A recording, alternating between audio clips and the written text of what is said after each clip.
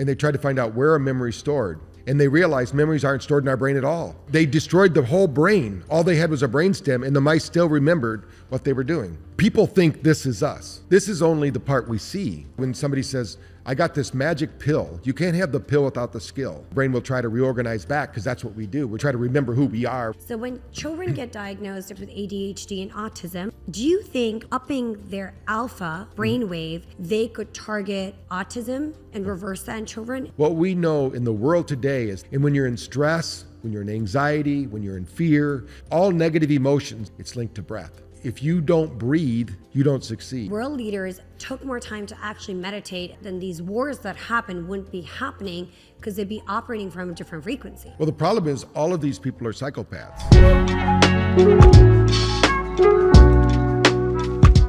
Hi, Dr. Patrick Porter.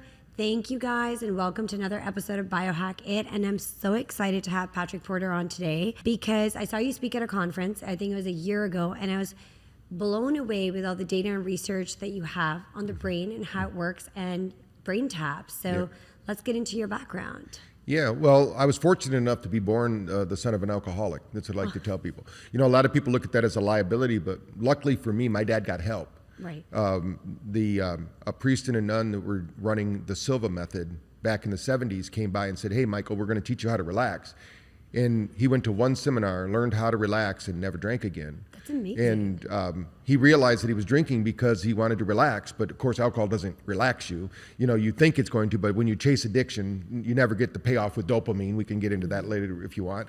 But so you never win when you're chasing dopamine because it's just an antagonist. It's just going to keep you going. So then when he came home, he said, you know, I'm going to teach this to my family. I was a troublemaking student, so I got held back in second grade. I affectionately say Sister Barbara wanted me in her class 2 years in a row. So I was considered learning disabled, I guess you'd say, until I was in fourth grade. My dad was teaching me, I read a book called As a Man Thinketh, and I pretty much memorized the book, and he taught me, because we would teach us Silva, and then he became a Silva instructor. So my childhood was every other weekend helping my dad set up seminars and leading meditation groups. And of course, if they didn't fill all the chairs, the porters were all there. There were 9 of us. So the family got to use it. Then I became an honor roll student, 3-sport captain. I mean, I got a scholarship to college, and then as the world, I call them God winks or whatever. There's a good book I read about that, and I think the coincidences happen when you prepare yourself. And I met up with a group. It's a whole story in another book that people can read. I've written 9 books. I met up with a group with Light and Sound Research. And because the Silva method has a sound, they call it the Silva sound, and it's really weird sounding. Now we know it's an isochronic tone, which we can get into that a little bit later too, but it would synchronize the whole group. We use them in schools now. We use our sounds in schools. We have over 300 schools right now that start the day with brain prep to get the brain ready to learn, get it into a pattern called SMR. But I learned that through a group called Light and Sound Research. And I was their researcher. A series of events happened that I got to be a part of a team of 6 of us that invented the first portable light and sound machine.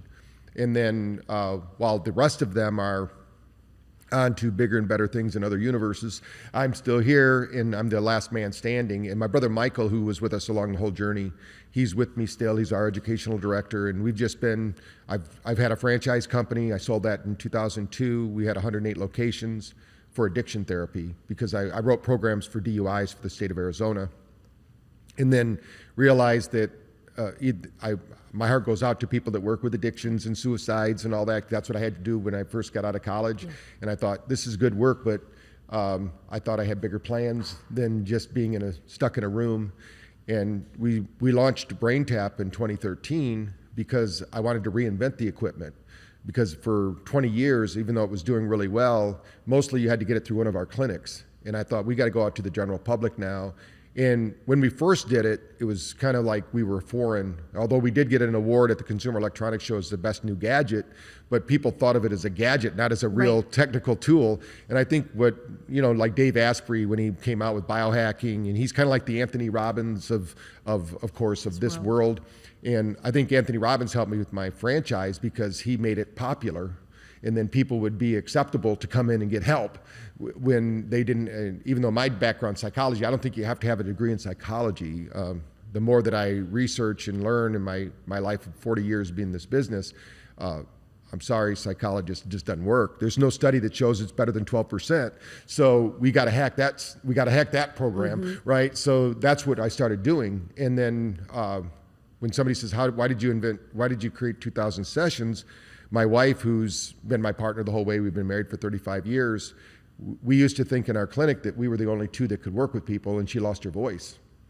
Wow. And she's got it back now, but when she had spastic dysphonia, which is bad. A lot of announcers get it and things like that because they don't use their voice right. And I thought, dang, all I know how to do is talk. I mean, I can talk all day and talk in my sleep and no problem. And I thought, wow, if I can't do that, I'm out of a job. So I started to record my voice, and then I started having clients listen to it. And then that's how we built the franchise, because you can't really franchise me as a person, but you can, because of technology and what we call technology-driven meditation now, we could change that. Because the main thing that we find is that we have a physiological crisis, not a psychological crisis. And I think people are looking in the wrong direction. They're looking in the closet when it's right in the living room.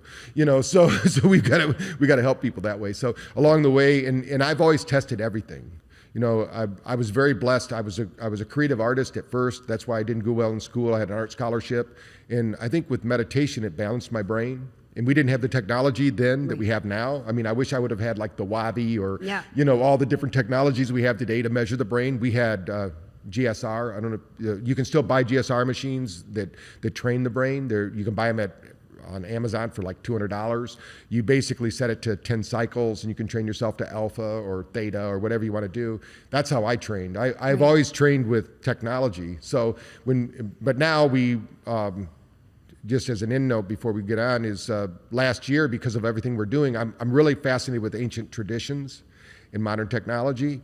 And I go to India a lot. I'm going there next month because I got an award last year. My science officer and I got, with a group from AIMS Bhopal, which is the All Indian Institute of Medical Sciences, we were voted Researchers of the Year because we showed how we have a technology called NeuroCheck, which we can measure the nervous system in as little as 4 or 5 minutes, and then we can assess a therapy. Like in biohacking is really important because they say they're doing a change, but if I don't see a change in the nervous system, you're not really hacking anything. Yeah, exactly. So with a supplement, for instance, some supplements can take up to 4 hours to have an effect. Some can do it as little as 20 minutes.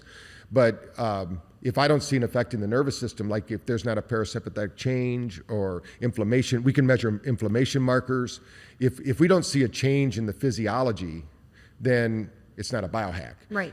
So we have that technology now, and we have a partnership with the Russian group. The difference between us and all of the other biomarker companies, and if somebody's out there doing this, I'm sorry, but I don't know who you are. I've never heard of you. No one I know really uses real data. What they do is they use an algorithm based on low frequency waves or slow wave frequencies. We actually use the 7 frequencies of the heart. And those frequencies actually give us real data because we pay the people that own the patent on heart rate variability. We didn't try to go around them. We went directly to the source because I'm an inventor myself and I want to go directly. And I have a lot of people who say they invented light and sound technology, but if they go to do the research, we were the ones that light and sound research. I wasn't specifically the person. There were 6 of us, but I went to school first for electronics. So that's why I got involved with it. But my real passion is really spirituality, but psychology is my pathway to that because, if you're going to make a living, back then metaphysics weren't real popular. I mean, they were popular in California, but I lived in Michigan. So it's a little different. I was going to tell you, it's so fascinating to hear you say that spirituality has played such a big role in this for you as well. I wanted to talk about something you touched upon is the Silva method, because not everybody would know about the Silva method, right? Okay. So I wanted to dive into that. Yeah, well, Jose Silva was, he himself, when people say the Silva method, what he really did was he looked at what was really working out there in the world, and he summarized it into a program that was phenomenal. And it was really, I was looking back at it, I'm shocked that the Catholic Church agreed to it, but there's a branch of the Catholic Church that's mystical. So most people don't know that. So when you think about this mystical side, they realize that it's not all physical. None of it's physical. Yeah. We know now. But if we're all just vibrating, teeming energy packets that have information. But when the Catholic Church, we would have probably never done it because we were so Catholic that you had holy water at the door when you came into the house. I mean, you didn't do anything. If the Pope didn't say it was true, we didn't do it. I've since changed. I say I'm a recovering Catholic, although I'm blessed. I think I was blessed to be brought up Catholic because I think it was a very good foundation, and I didn't have any of the negatives that you hear about. We had a good church and good people, but when they helped my dad, I think that the reality is that until you have a spiritual change, and even in the big book of AA, when you think about addictions, there's a segment that says you have to have a psychic change.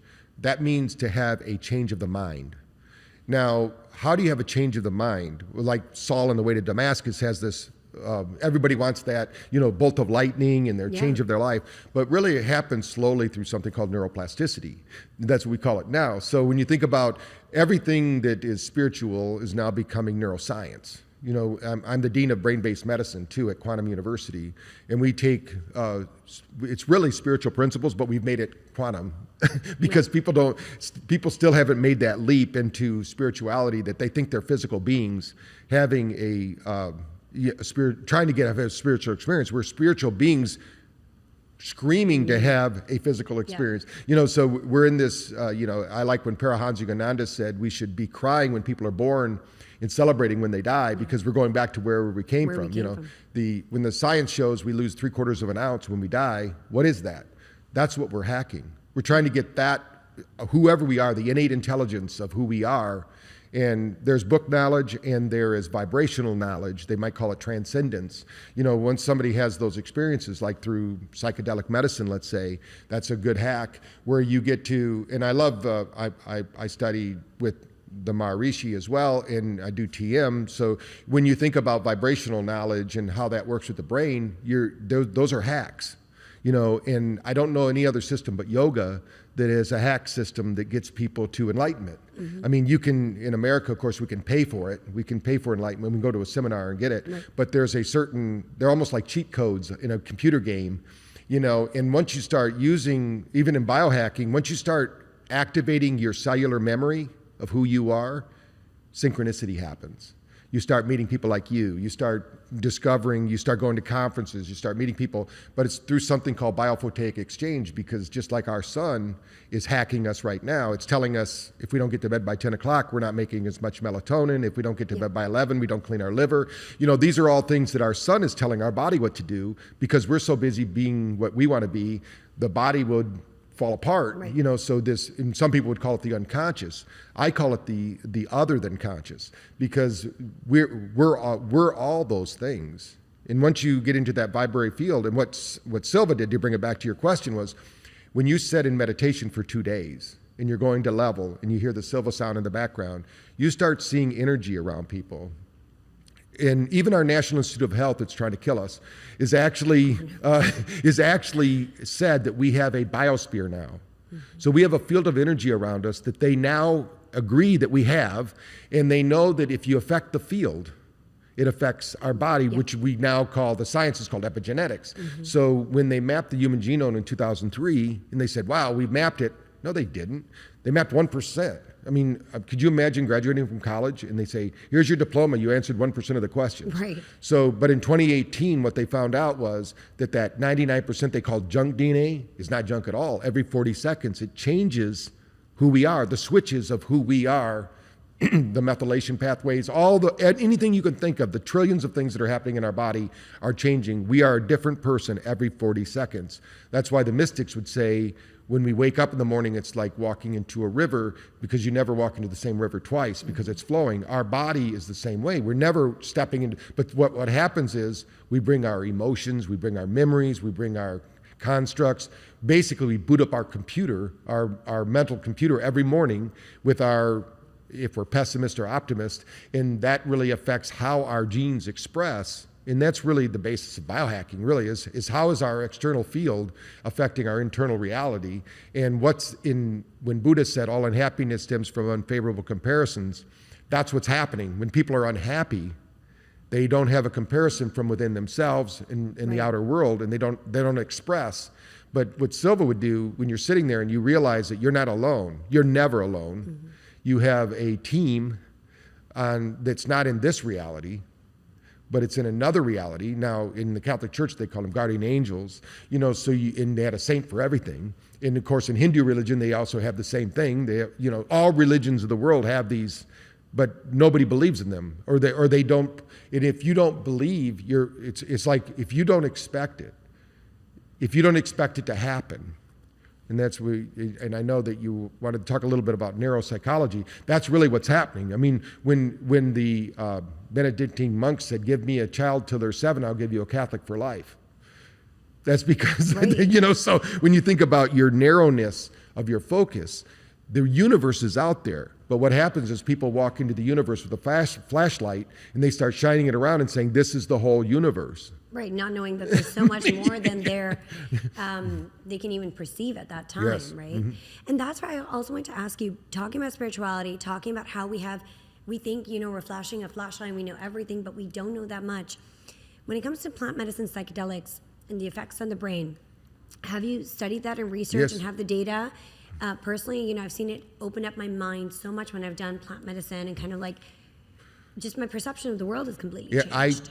2 years ago, if you'd asked me 2 years ago, I'd have said, you don't need plant medicine. It's crazy. Mm-hmm. Don't do it. And for whatever reason, one of my good friends, a researcher, his name is Dr. Rosenthal out of Dallas, said, we're going to do a research project with vets. Okay. PTSD, and we want to use a psilocybin and brain tap. What do you think? Because they usually come to me and ask me, and I'll go, I don't know anything about psilocybin. I said, can you give me some brain maps of people doing it? He said, yeah. He said, we have some people that want to do it, but we have other people that don't want to do the psilocybin because they're scared. They don't know what. And I think that happens a lot. We get presented with an opportunity, but we are scared because we don't want to get rid of our limitations. Right. We are in love with our limitations. We're so programmed to love things that are harmful for us because we don't know what it's like to be without that programming. Right. Yeah, we don't want to give up the known, even though it's painful, for the unknown, which could be expansive. That's where transcendental, like when you start think about transcendence, you got to transcend all these limitations because we've been programmed to almost be like a slave race, if you will. We're it's not who has the most toys when you die wins. That's not you don't get to take that with you, right? Exactly. So what we found out was, I said, send me the brain map. So he mapped some people's brains, not their first experience, because sometimes people can have some catharsis that happens. So I'm not going to say it's always a pleasant journey. Sometimes you have to deal with the stuff before you get to the good stuff. Good stuff. You got to get the garbage out of the way. Right. I tell people that garbage is kind of like leftovers, and you put it in the refrigerator. And a lot of people want to take it out of the refrigerator after 3 months and it's green and fuzzy, and they go, what is this? And they want to send it off to CSI and find out whose parents were responsible for putting this in the refrigerator. Yeah. What I tell people is just take that and put it in the garbage, because it doesn't matter why, who, what. It's not even in this reality, because that was how many generations of you ago? If you're changing every 40 seconds, every DNA pair is changing, you're not even the same person. I call them the dragons of the past, because we drag them on and on and on. And we just need to forgive those people. That's where forgiveness comes in. And the word forgiveness, for those that are thinking, I can't forgive that person, it doesn't mean they're going to forgive you. It means it means to give before. So you're not doing it for them, you're doing it for you. So, but in the process of this experiment, David sent me these scans, and I said, wow, look at this high order gamma.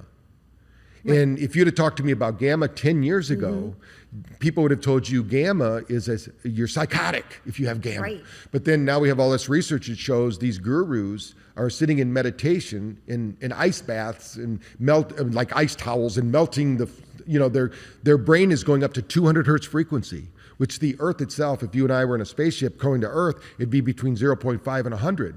So these are Earth frequencies. Yeah. And if we're tuned into the Earth, and we can get into that, we tune in and we feel these Earth frequencies. I'm sure we're going to talk about it in a little bit. But what we found out, gamma, think of it as the bass drum of the brain.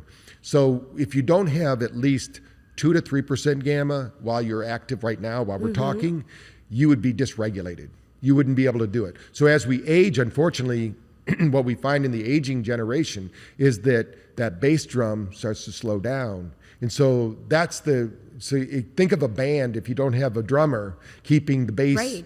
that's kind of gamma. And is that where people develop like Alzheimer's or Parkinson's or, Yeah, because what happens once you start dysregulating, one hemisphere will take over. And what I tell people, think of the brain like a flywheel or pedal-assisted bike. You have this motor, so your one side of the brain is not really that active because you might be doing something creative or logical. And that's not really a right brain or left brain thing. It depends on what you've trained it to do. But you need both hemispheres because all memories are stored. They did an experiment where they took a mice and they gave them a memory, ran a race, and they started destroying parts of their brain, and they tried to find out where a memory is stored. And they realized memories aren't stored in our brain at all. Really? Where are they stored? They're stored in the field. So when you think about, they destroyed the whole brain. All they had was a brainstem, and the mice still remembered what they were doing. Obviously, you all know I'm a biohacking fanatic and I absolutely love peptides. So you can only understand how excited I was when I discovered a skincare brand that works, that uses peptides. That is OneSkin. OneSkin uses the amazing OS1 peptide. OS1 works by actually switching off the senescent cells that drive the aging of your skin. Scientifically proven to give you biologically younger skin with long-lasting improvements in firmness, elasticity, reduction of fine lines and wrinkles, and a more youthful complexion. You can learn more about the OS1 peptide at oneskin.co and use my code Biohack-it for 15% off your purchase. So you're saying it basically stays in your overall field, yes. And that's where it comes in from depending on the frequency you're Right. at. People think this is us. Yeah. This is only the part we see. It's kind of like when they're watching this on their computer. Right. They're not seeing us. They're seeing digital pieces of us that are projected through the internet and show up on their screen. That's what we're seeing here. That's why the mystics would say this is a shadow. Right. We're playing in shadows here. We don't know where the reality is. I don't know yet. I mean, if I had a way to teach you to do that, I would do that. But the problem is that, and people, like a lot of people in biohacking are working on the trailer, but the engine never gets fixed. And that's why I say in what we did with the psilocybin was the engine is the brain. Now the brain isn't it either, because the brain isn't your mind. The brain is like having it's the central processing unit. So we can have the world's greatest computer, but if you don't have the software to run it, doesn't matter. Then it doesn't matter. So think of the software. So what happens when they did a psilocybin is the field expands. When the field expands, we know when you get in high gamma, you're in a flow state. Right. Time dilates. So you've probably had a dream before, and in that dream, you didn't think you were ever going to get out of it. And finally you woke up and you said, whew, I'm glad that's a dream. How long do you think the average dream lasts? 15 minutes? No, 7 seconds. 7 seconds? Yes, because time is irrelevant in that world. Right. In people that have been in accidents and survived, like they'll say, it was like everything slowed down. Yeah. Or a professional athlete, like a baseball player, when they go, how can that guy hit the ball? That guy's throwing the pitch at 93 miles an hour, and he knows it's a curveball or a slider, because when they're up there, they have the brain capacity. Like when I measured Danica Patrick's brain at the biohacking convention, she had the most fastest brain I've ever measured. Because think about a race car driver. They're processing reality faster than we're supposed to be able to. We're not supposed to be able to process 180 miles an hour. She's driving 200 miles an hour. And how does somebody get to that point? Like, how do you train your brain to become that? Well, stress. The main thing, people want to avoid stress. It's not about stress. That's the problem we have today. It's not about stress at all. It's about capacity. That's where biohacking comes in. Right. So first of all, when I think about, there's 3 phases to how we do this, and there's a 4th now that we can talk about because we brought up spirituality, but a lot of people don't want to talk about that. But number 1 is you can't outthink a bad diet. So that's why biohacking first started with how do you hack the biological system. Now, the biological system is the slowest moving, it takes the most energy, and if you use that all the time, you're going to have burnout. You're going to have adrenal crisis. You're going to have kidney failure. That's how we die, right? The brain doesn't get oxygen. So something happens in our biological system. So we have to take care of that first. That's like triage, and that's why a lot of people come in through nutrition. But nutrition itself, if you don't have a good gut health, Right, and it's not, nutrition isn't going to solve gut health. Correct. Because you have more neuron connections in your gut. That's a brain. Yeah. That's not a gut. You know, the gut processes data, but the reality is it happens from your heart. Your heart has 40,000 neutrino cells. I had no idea. Yeah. So these neutrino cells, it works as a brain. And what they've shown in science is if you have a heart transplant with somebody, and the one thing was there was a guy that really liked chicken and Dunkin' Donuts, and this health guy, he was really healthy, and then he got a heart transplant. He started craving Kentucky Fried Chicken and Dunkin' Donuts, and they couldn't figure it out. And so this heart doctor started researching people that had heart transplants, and their whole psychology changed because this is the processor. The heart is the one. You know, the major cause of death in the world still is, even with everything they're trying to do, the heart still, and it's attacking the heart. What we're finding is the triple heater, the pericardium, the heart meridians, those are all being compromised by these viruses that are out there. And so we have to, that's why mitochondrial health. So the mitochondria, but think of your heart and these 40,000 neutrino cells and mitochondria as instruction sets. So think of yourself as an information system. This is just a little part of it, but that information, the heart is pulsing. So our brain has information. This brain up here, we have to measure its impact, we have to put probes on the brain, right? This one, we can measure it 18 feet away because it's magnetic. It pulses frequencies. So every time your heart pulses, it pulses frequencies. We did an experiment with Daji. He's a guru in India. We had 75,000 people there. And we were asked, Dr. Vivek Sharma and I, he's the head of physiology at AIMS, India. He was actually at another university at the time. But we did this study with them, and they wanted to see what happens if you and I, let's say we had somebody sitting here, and we're going to do this heartfelt meditation, which is very powerful. And you do this heartfelt meditation where you visualize energy coming into you and you project it out your heart. It's kind of like what the Maharishi does. They do. So when you're projecting it to this person, you're just sending them light energy.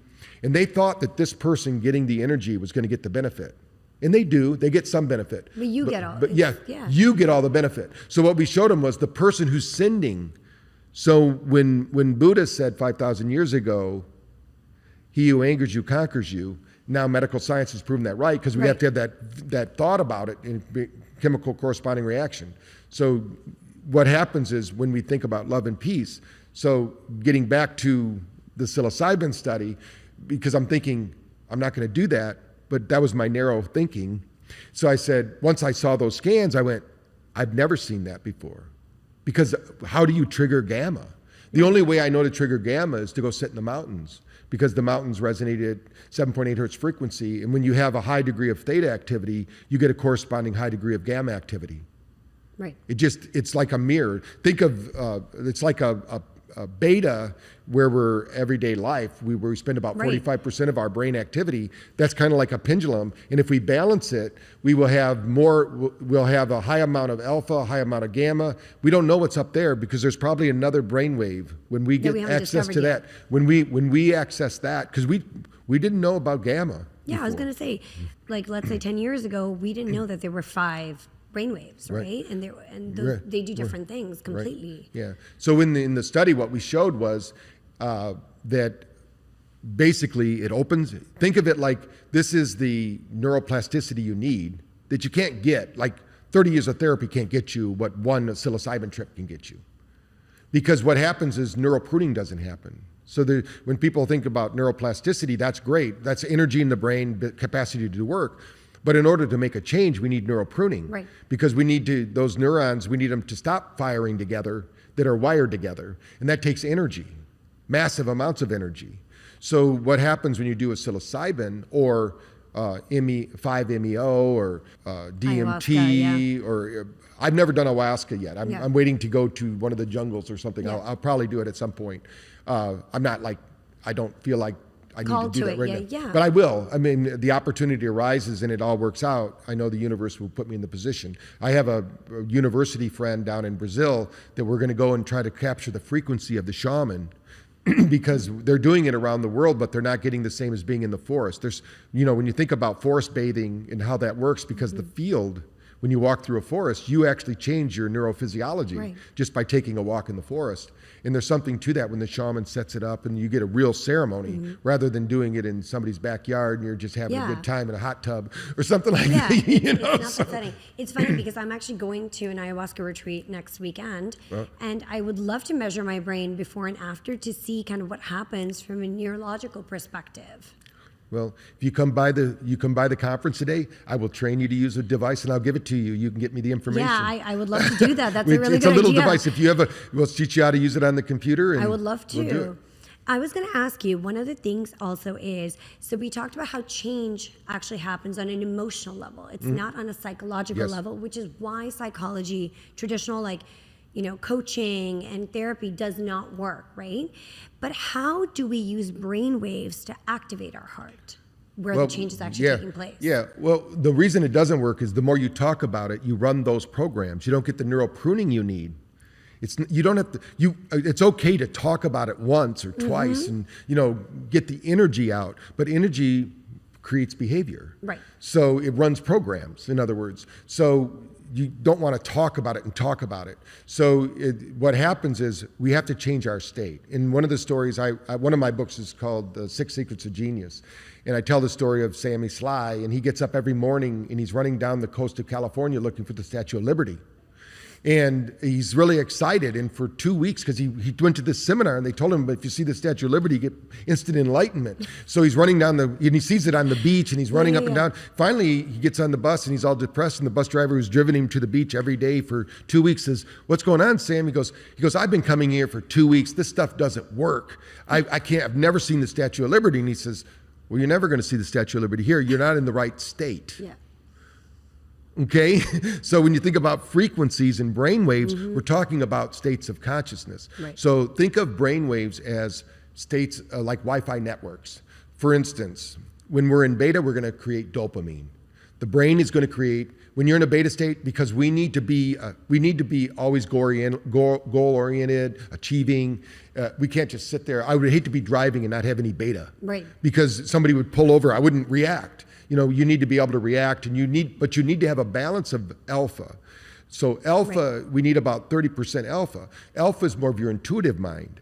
And when you're in alpha, you create acetylcholine. So that's the feel-good. So let's say that you and I go to the ocean here in Miami, we're sitting there, pretty soon we're going to start to feel really good. Right. And if we have a romantic relationship or something like that, we might even start to feel a little frisky because acetylcholine is the love neurotransmitter. So like when you do MDMA, that's what it's triggering. Right. And so in cascades, but you can also do it with a fire. When I was first introduced to Ames Bhopal, Dr. Varu we brought him up, and he's like a guru, and we measured his brain, and we measured somebody who'd never meditated. We were able to match their brain, and he goes, "How did you get them to match their brain?" And I said, "Well, because our body responds to external stimulus. The field is creating the change, not you. You can't. That's why neurofeedback isn't as effective as they think it would be. Right. Neurofeedback's a good way to train the brain to show you that you can control brainwaves. And but the reality is that it's the field that's changing it. So you put yourself in the right position. That's where meditation comes in, singing, chanting, whatever you're going to do. It's going to get the vibratory field like gongs and everything you do. It's changing your frequency. Yeah. That's so really and I said, and he goes, "Well, that's cheating." And I said, "Varun," I said, "have you ever meditated to a candle?" And he said, "Oh yeah, all the time." I said, "You're cheating." He said, "What do you mean?" I said, "That's the technology of the day." Yeah. I said, "A candle flickers at 10 hertz frequency. So guess what? While you're meditating that candle and you're doing the Jyoti meditation, your brain is getting the frequency of 10 hertz. Your brain matches that. Every cell of your body has a mirror neuron. So the whole body starts vibrating to 10 hertz frequency. It starts to create the field around you. And as you slow down from beta into alpha into theta, your field expands. Virginia Hunt from UCLA proved that. So this field, that's what happens when you do this ayahuasca and all these other things. This field expands tremendously. So now you've opened up. The funnel used to be this big. Now it's this big. Yeah. And sometimes it's so big, it knocks them out. Right. The whole body, they're not even the same person. Something happens, they go, "Wow, who is this person?" And people had this through like near-death experiences and things like that, where they get opened up into these transcendental states and they never return. like Wayne Dyer said, consciousness. You never return to the same person that you were. Yeah. He says consciousness is like running shorts. Once they no longer fit, you stretch them out. Right. They fall down to your knees. You look ridiculous wearing them. So you don't use that same conscious thought.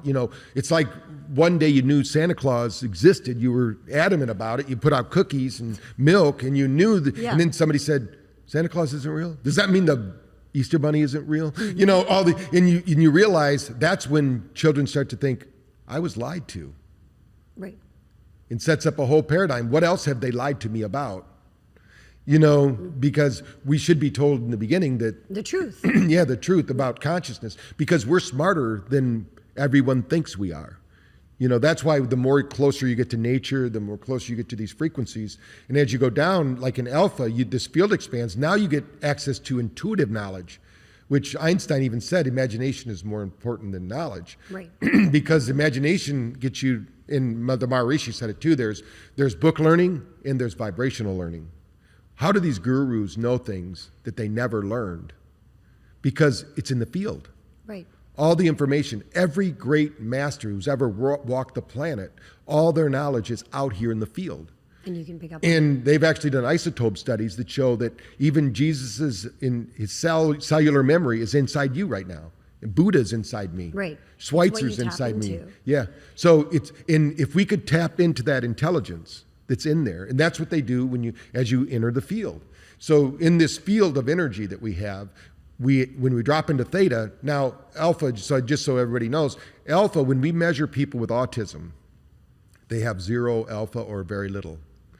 We did a study with Joquita Handy out of Orange County, California, and she actually showed that when people have about 20, when her people that she's working with autism got about 23% alpha, 90% of them started speaking.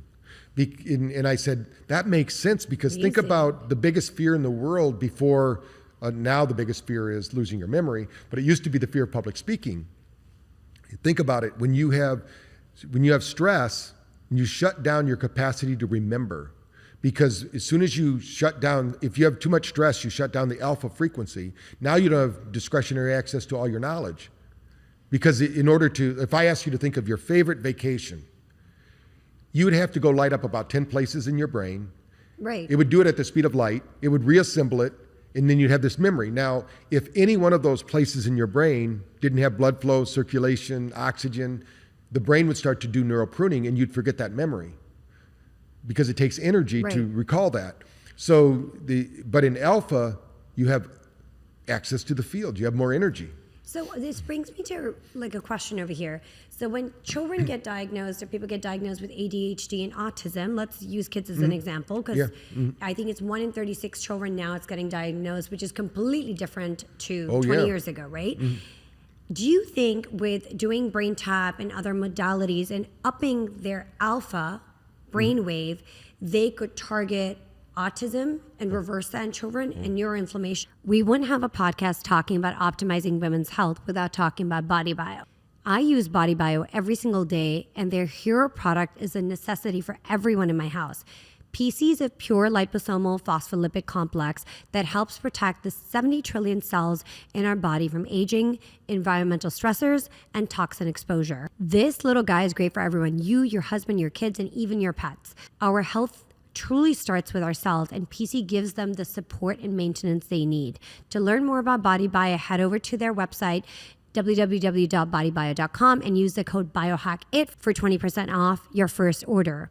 And if you've already purchased BodyBio and want to rebuy, use Iman at checkout for 15% off all your orders. I think working with the right practitioners, for sure. I mean, we've seen it. Right. One thing is their guts off. So if the difference between America and like England, for instance, the biggest reason people miss work is irritable bowel syndrome. In America, we think it's a gut problem. In England, they know it's a psychological problem, but it's really a gut problem, psychologically based. Yeah. Once you deal with the stress and the anxiety and you get them on a good diet, it has to be done together. You can't do these things separately. Right. That's why when somebody says, I got this magic pill, you can't have the pill without the skill. Right. You know, if you have the pill, who cares? Your brain is not going to keep processing.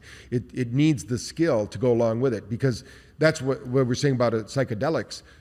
We're the integration. Like there's a group called Bone Frog. They're retired Navy SEALs. Okay. And they've been doing these different journeys.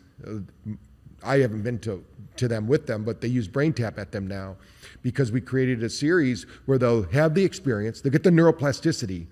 That'll only last 72 hours, and the brain will try to reorganize back, because that's what we do. We always try to remember who we are. We're always holding on to this.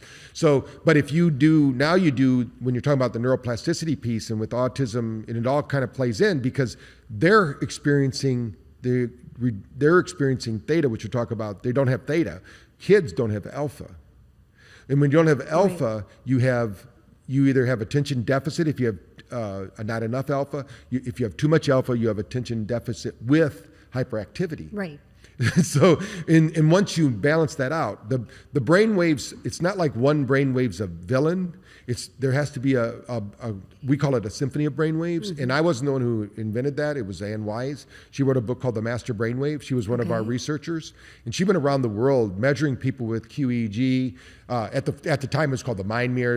It was very primitive. Nothing. I mean, we didn't have the technology we have today. I wish she was alive to see like the WAVI or some of the technologies we have today. Yeah. But she would map the brains the best she could. And what she found, and it's proven to be true, every study I've ever seen, not just myself, but everybody else, about 45% beta, 30% alpha, about 10% theta, as little as possible of delta. The more delta you have, the more inflammation you have. That's why it amazes me. There's people out there on the internet right now talking about going to delta for some kind of enlightenment. Right. Nothing happens in delta. Delta is when you leave this biological system and you go wherever, because the biological system is going to reboot. Where you want to go is high gamma. Right. That's where the gurus go. They don't go into delta. I've never read anything in any research at Ames Bhopal or any research with gurus that say they went into delta. And we don't know. There's no programming there. When a lot of people think sleep learning, and how that works with brain waves. You go to sleep. There's 3 to 4 cycles during the night where you're in what they call hypermnesia, super memory state.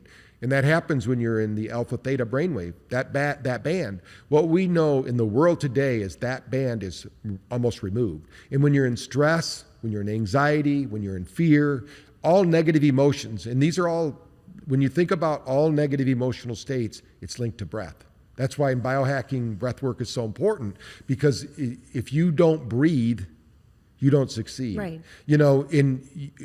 We've all had the experience where I have grandchildren now. When my kids were around, I didn't notice it as much. But now that I have grandkids, and Eli might come up and he's all angry and mad, and you say, if you tell him to just breathe, he'll get angrier.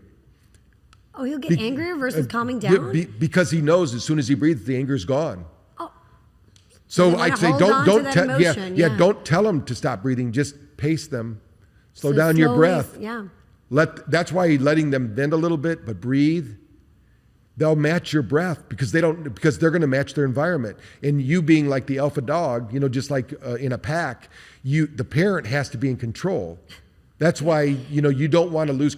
My kids will tell you that they grew up saying, never let anyone else have your remote control. Don't give them control over your emotions. Yeah. So, and I learned this very early in my life. When my mother passed away, she passed away very early, at 49, and got us thinking, because she was really into nutrition. That's what got us into this. But nutrition alone isn't it. So, but she gave us all a baby book when she died. She wrote things about us as we were growing up. We didn't even know it. Right. She did it so when she passed away, she would, and she had. And do you think she intuitively knew? I think she did, because she was pretty intuitive. Right. But in my book, there was a little piece of paper in there, and she said, Patrick gave this to his father when he was 5. You opened up the piece of paper, it says, you can't control me with your voice. I wrote that to my dad when I was 5 years old. So I've always been different. And my mom said, and his father was always scared of him since then. Because they called me Merlin, because I intuitively just like to meditate. Once I learned, before that, I think that's because I wasn't given that opportunity being in a home with, when I was growing up, there was always a new kid in the house, right. Until I was like 11. How many siblings were you guys? There was 9 of us. Oh, wow. That's a really big family. Yeah, in a 2-bedroom house. And what number are you? I'm number 3. Okay, so there's I was me too. Yeah, I was me too. yeah, that's Yeah. crazy in a way, because I guess you're right. When you were growing up, you never had that peace of quiet because before you knew it, another sibling. And then Patrick, what is the right amount of time that one should meditate every day? Because you hear about Joe Dispenza and he does these 45, 50-minute meditations. I, for example, don't have time for that. Right. I meditate every morning for 2 hours. Okay. But I get up early though, because I studied with Yogi Bhajan for 5 years, and you do yoga at 3:30 in the morning. Yeah. So the first thing you do when you get up is meditate. Yep. I don't look at my phone. I don't do anything. But I meditate with brain tap. So I have gamma frequencies now. After doing that program, I created over 60 sessions for gamma. So in the morning, and I have a friend of mine, there's an In Harmony program inside of ours. He's a friend of mine, Craig, out of Las Vegas, and he has a sound vibration system that I use in the morning, and you can sit in lotus position on it, and you get sound frequencies while you're meditating. I've seen that. So I'm in the field. It's like I'm in the mountains when I meditate. I'm in the Himalayas when I'm meditating. And you basically do that gamma frequency for 2 hours. Yeah, I do different things. So my first meditation is always the TM meditation, and then I do the city program, and then what is the city program? There's Maharishi came up with I think of them as computer hack codes. Okay. Hopefully, when I see him in the afterlife, he won't be upset. But usually, you have to pay like $15,000. I don't know why they charge so much money in Iowa for this, but if you go to Maharishi University, you'll pay a lot of money. I'm just going to tell you a few of them. Yeah. So let's just say that you're going to meditate to friendliness. Right. So you're going to first you have to get into the state. So somebody will give you your meditation, your TM meditation, which is 3. Yeah.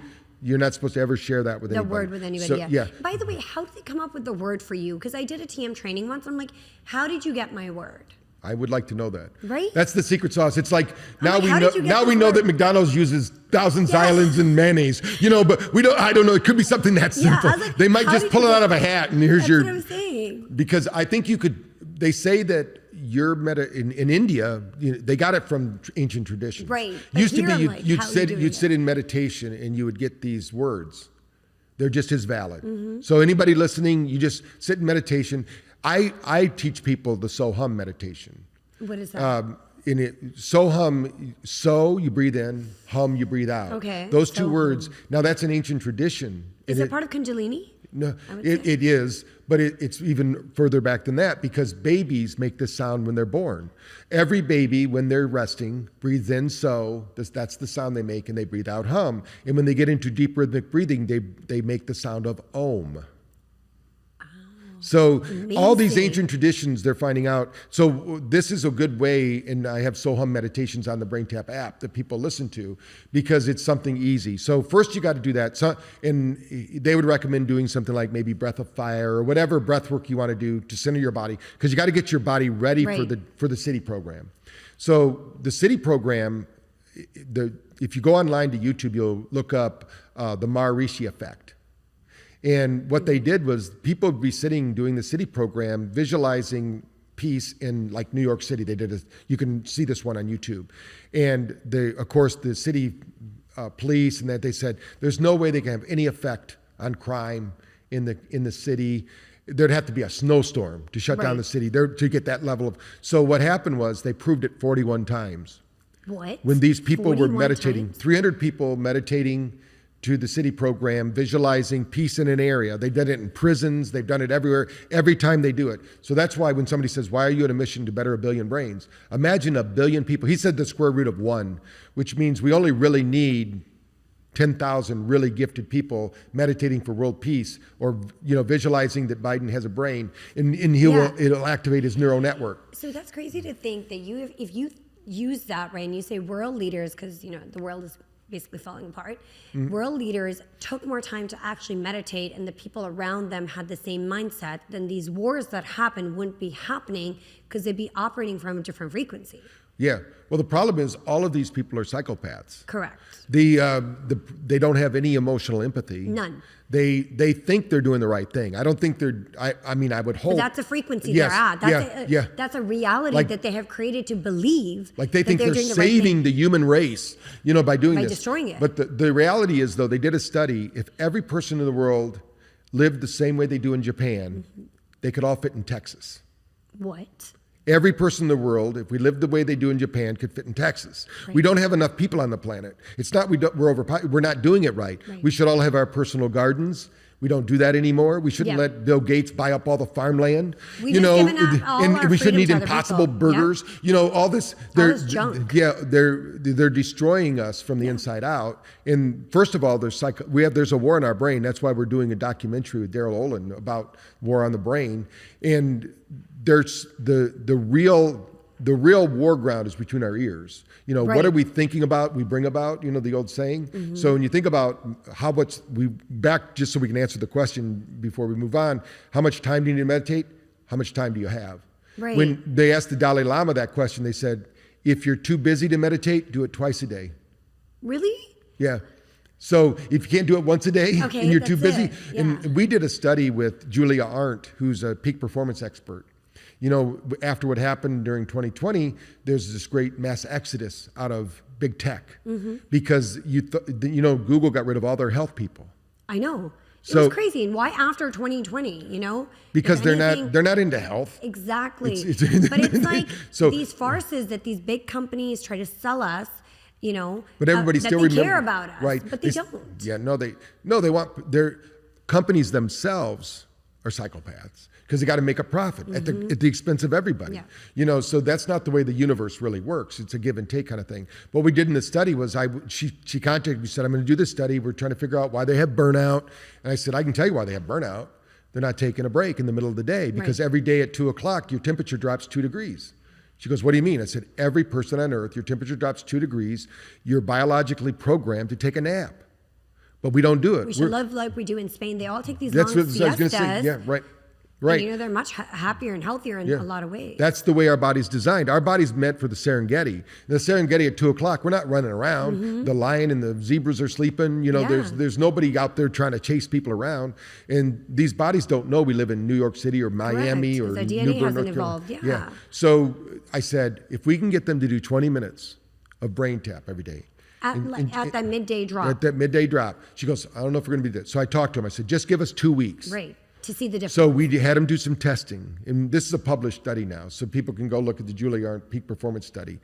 And we published it because what we showed them was, first of all, we improved in 6 weeks, we improved their depression score by 70%. They were all clinically depressed. They didn't even know it. Shocking. These are the 70%. Yes. These were the 1%ers, the top performers. But they were clinically depressed. And by taking 20-minute break every day at 2:00, they improved their performance by 23%. Their happiness score went up 54%. Their sleep scores improved 43%. That's insane. So when somebody says, what's the best hack for sleep? Do brain tap 20 minutes at 2:00 in the afternoon. If you really want to improve your life, that's what you do. Now, if you can't do it at 2:00 because you have a job, do it as soon as you get home so you can treat your family well. Right. Because there's no reason, every cell of your body has PCO energy. So it's building up this energy all day long. It needs to discharge. Now, some people discharge by drinking and drugs, negative drugs, I should say. And some people do it by exercises and biohacking. We have to have an outlet. The universe is kind of like having an orgasm all the time. So we build up all this pressure and then we got to release it. We build up all this pressure, we got to release it. But we can do that slowly. We don't have to do it all at one time. It can just be a slow burn. It doesn't have to be a big, some people have to have a breakdown to have a breakthrough. You don't have to have that. You can have a breakthrough without a breakdown. Right. That's what I think biohacking's proving, that you can have those breakthroughs. You don't have to have a breakdown in your life. To hit rock bottom to then come back up. Yeah. So when do you advise, what is the best time I have my device and I normally tend to do it in the mornings, but when is the best time do you advise for people starting to do brain tap? Well, the best time is in the morning, first thing, because most people, the first thing they do is have coffee. I'm not against coffee. I love coffee. But do the brain tap before you have the coffee. Yeah. Okay. Don't do your coffee before 10 o'clock. You have a cortisol cycle. Yep. So your cortisol cycle is designed at 2 o'clock. You'll see everybody's cortisol cycle's low. That's why when you do that brain tap session, it picks it back up. Picks it back up again because we're triggering that norepinephrine, dopamine, and cortisol reaction in the brain. So you get 2 mornings. So we're hacking the sun, is what we're doing. So the morning is really good. So if you're going to start anywhere, and it's 10 minutes, the average person hits their alarm 3 times. So let me tell you that scenario. I'm laying in bed. I'm having a great dream. I'm on some beautiful place. All of a sudden, well, guess what just happened? My liver pumped 25 grams of sugar into my bloodstream. Yeah, because it's housing it for fight or flight. Yeah. That's not nature. I mean, that's not the way we're designed. Now what happens is they go back to sleep. All of that sugar, now their insulin has to be released.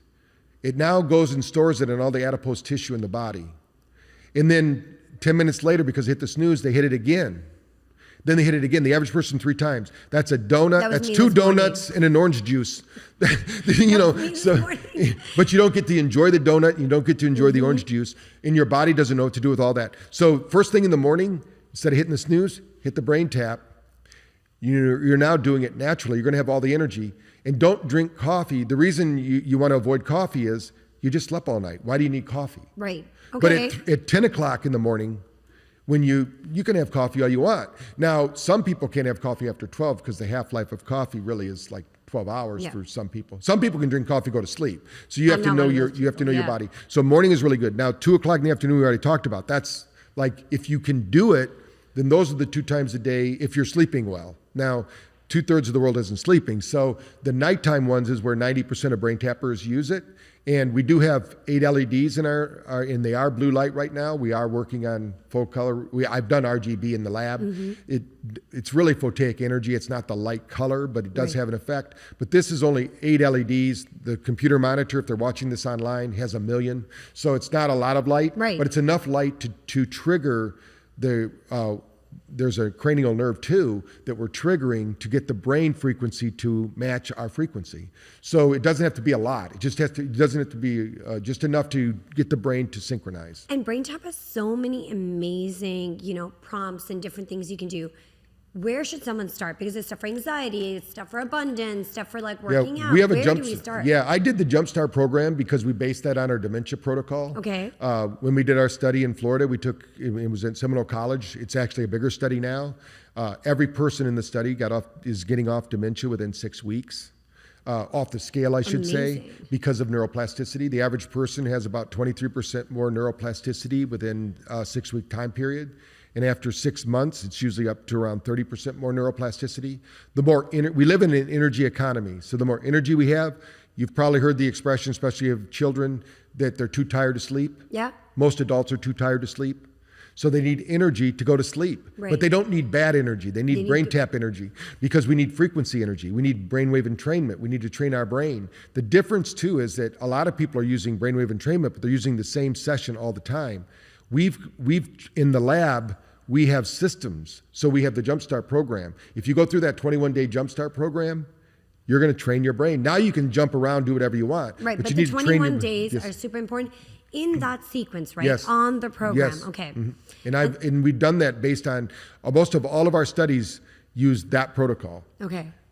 I need to go back to that then because I was doing it and then kind of fell off because that's your brain saying, no, try something different, but you have to stick to that and go through that in order to create that baseline. At least doing it every 72 hours. Okay. Because the brain, the nervous system, nothing's permanent in the nervous system. So we have to, I don't care who you are, if somebody tells you that, they're lying. Right. Because everything's in flow. Every 40 seconds we're changing. So if you do the brain tap at least every other day, you're going to maintain where you're at. If you want to continue to improve, like maximize function, you do it more than once a day. That's really amazing. And I wanted to ask you, like coming to more towards the end of the episode, this episode was amazing hearing all this, like the spirituality and all playing into it.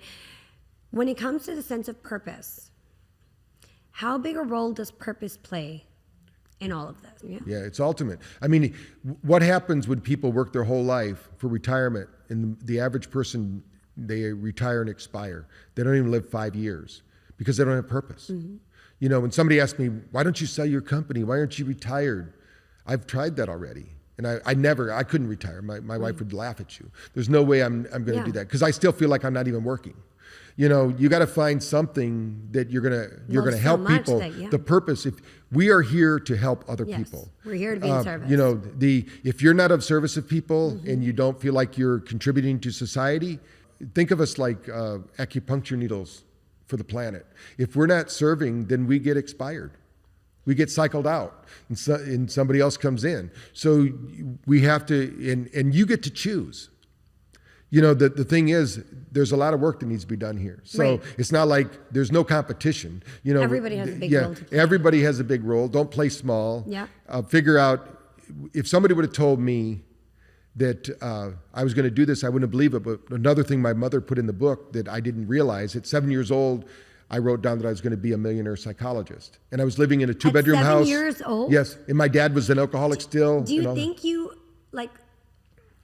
manifested that into your life? Do you think? I think I was born that way because I remember going to school before my dad ever did Silva, visualizing being on a radio show talking. And then when I was on my radio show, I had a radio show for 12 years, I had a flashback of me being a kid, seeing myself in the studio. Right. So I think we're this is all divine appointment.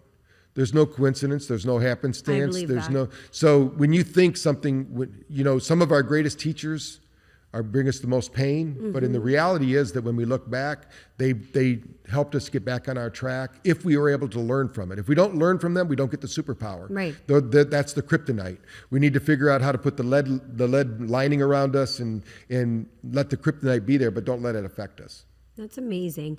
And one of the closing traditions I have on the podcast is always asking everybody, what is the one lesson you've had to date that is probably the most important? Well, my dad started a philosophy with us that I think every parent should do, and it changed my life. When you do something wrong, a lot of parents say, go to your room and think about what you did. That's the worst thing you can do. That's like sending somebody to prison. What do they do in prison? They talk about what they did. They try to figure out how to do it better so they don't get caught, right?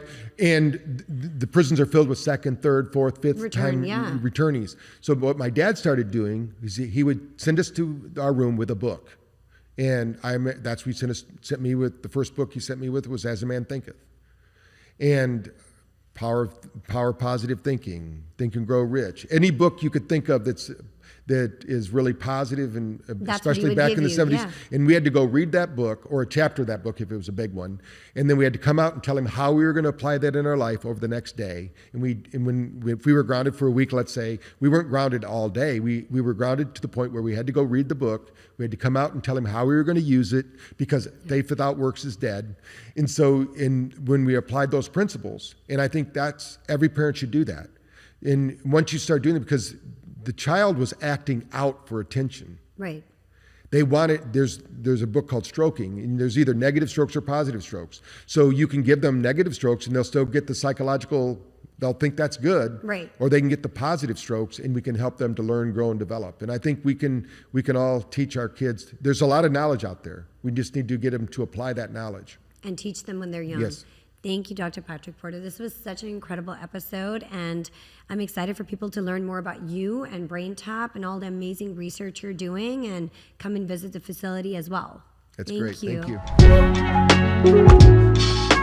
you.